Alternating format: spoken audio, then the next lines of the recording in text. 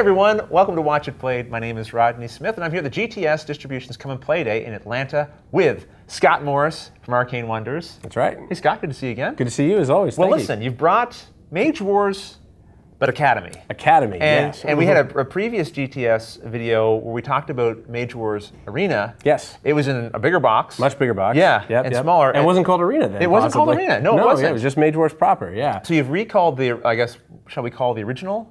Yeah, Mage sure. Wars Arena, and now this is Academy. Yep. It was a branding decision because they're two totally separate games. Right. What you have in your hand is completely independent of Mage Wars as people know it today, but it also is compatible with Mage Wars as you know it today. So the cards that you're going to see here and that we're going to talk about, they have the same icons, same terminology, same rule sets. They all port into Mage Wars Arena. So the nice thing about that is if you're already someone who is a Mage Wars player, if you've invested a bunch of money, this is not something that you have to separate. You can buy this and include it with your collection already. Right. But the even nicer thing is that if I love this game, which most people do so far, and I play it and I love it and I want to grow up inside the universe, I can take all of my cards that I've invested from Academy, take them right into Arena, and I don't lose anything. Right, because Mage Wars is card combat between two mages, dueling mages, right? Yes. And you have a spell book. Yes. Which is, you might think in some games like of having a deck, except your entire deck is in the book, and you have access to all of it. Fully accessible. Right at the beginning. That's the biggest difference that I think our game offers most players.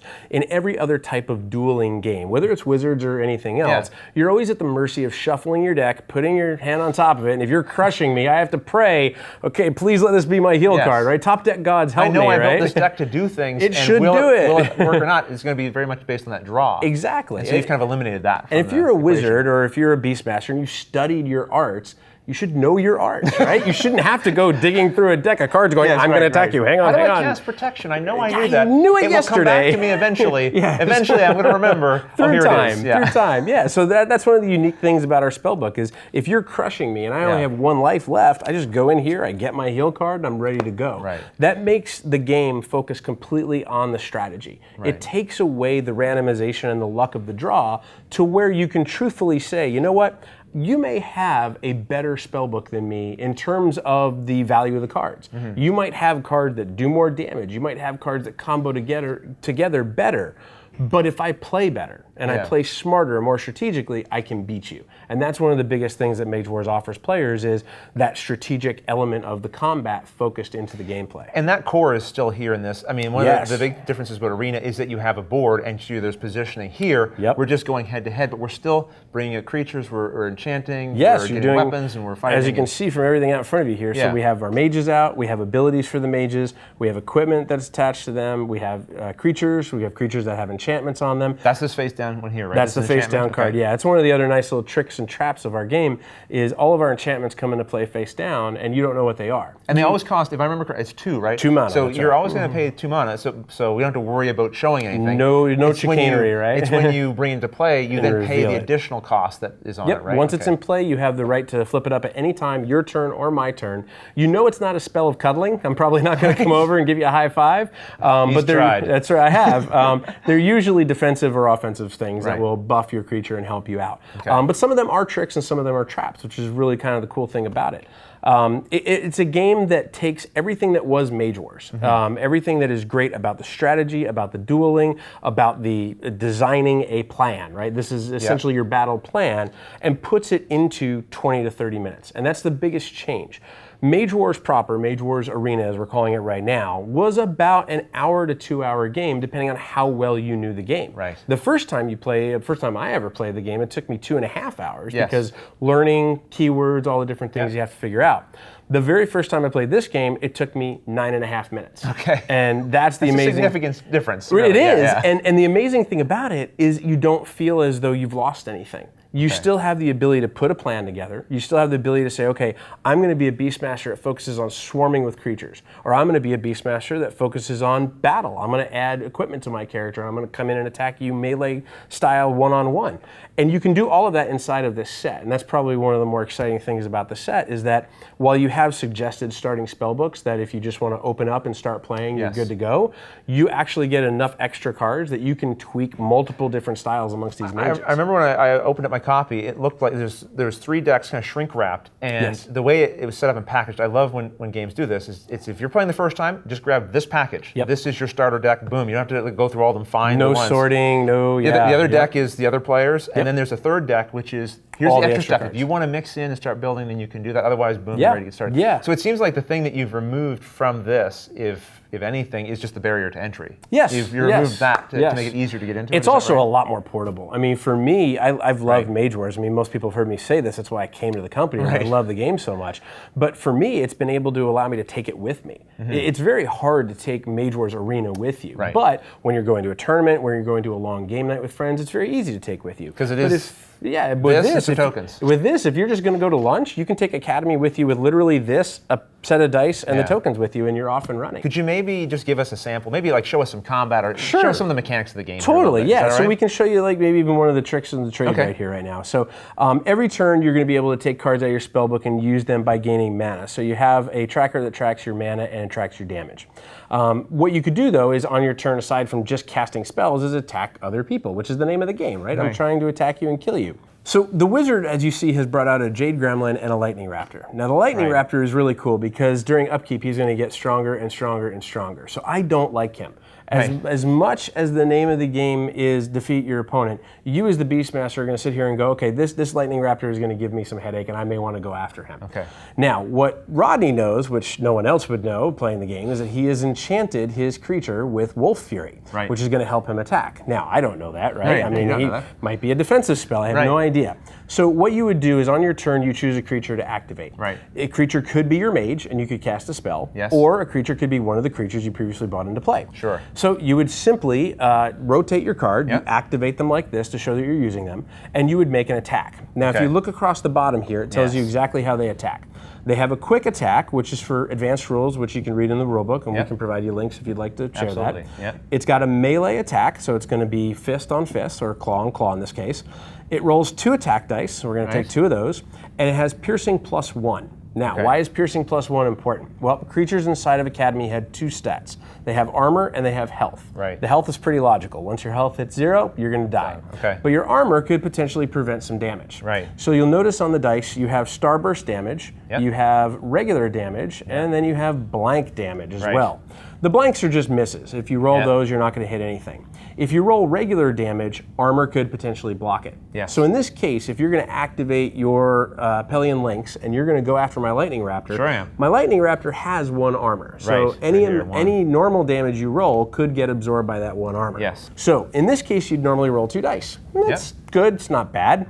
But like we talked about before, there's tricks and traps inside of this game. So you could spend some of your mana, which is a cost of 2, to flip it up. It shows by the open eye, which is the reveal cost. Track it on the spinner. You would track it on the spinner and go from 4 down to 2 mana.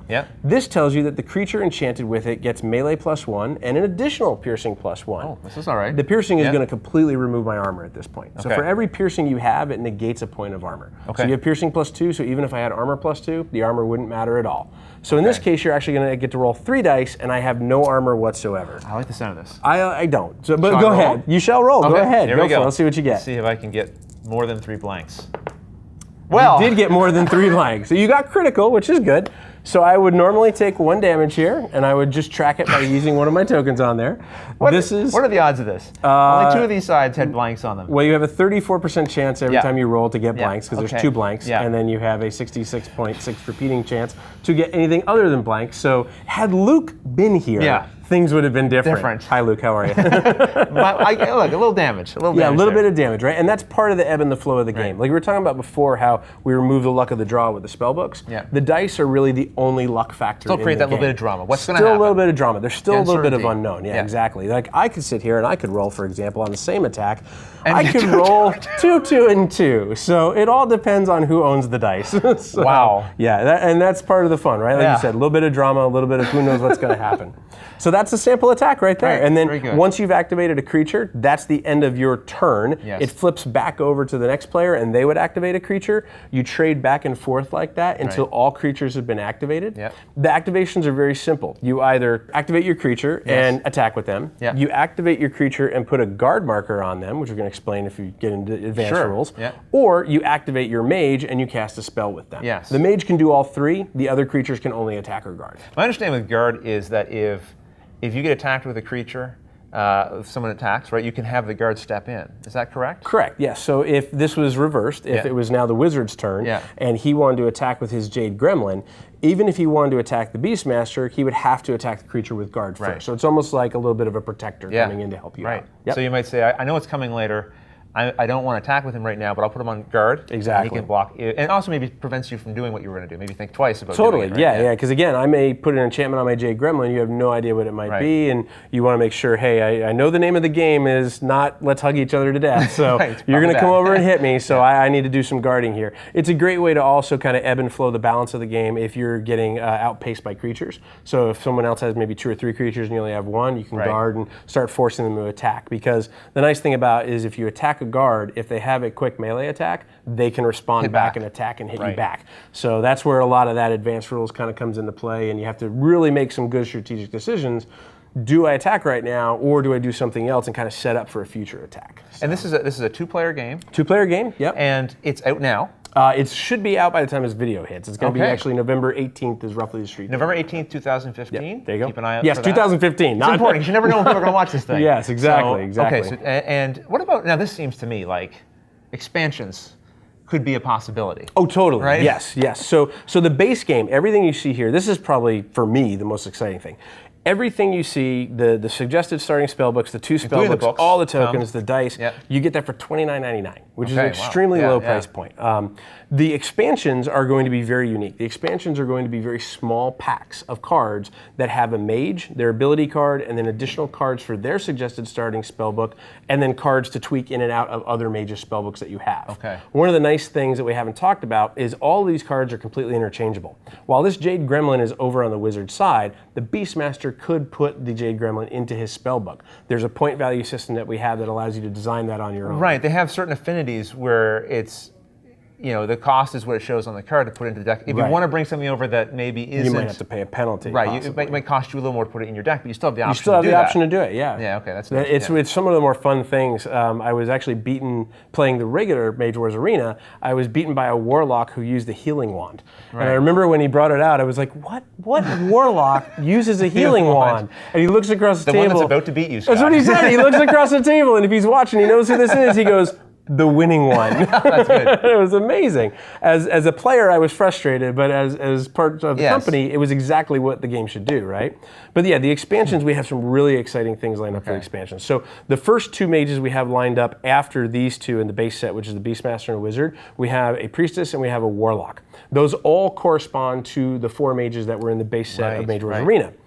After that, things get exciting because we have mages that have never been seen before inside of Arena. So we're going to have things, brand new ones, things like shamans, things like barbarians, things like that players have never seen abilities that they can go, oh, this is just like Arena. It's going to be brand new. So while you may be an Arena player today and you may say to yourself, you know what, I don't know if this style of game is my game, I may stick with Arena, that's totally super cool, but we're going to have new cards and we're going to have exciting things that you might look at and go, ooh, maybe I like that, right? Maybe I want to have that and bring it over. And the fun thing about this is that it creates 2 livable systems. It creates a system that if you're more of a casual player, you can buy this, enjoy this, and stick with this forever. We'll have expansions, we'll have tournament kits and OP kits. Everything will align to just what Arena is, or just what Academy is. But if you decide you want a more involved experience, you want the spatial element, you want line of sight, there's Arena and all of this can move with you. So it's totally flexible inside of that. Scott, I want to thank you for taking the time to talk to us about Mage Wars Academy and kind of help clarify maybe some of the differences between this and Arena. Totally. I'm sure people will appreciate seeing and that. I appreciate you rolling poorly. Thank you. It was effortless, believe me. And all the rest of you, thanks for watching.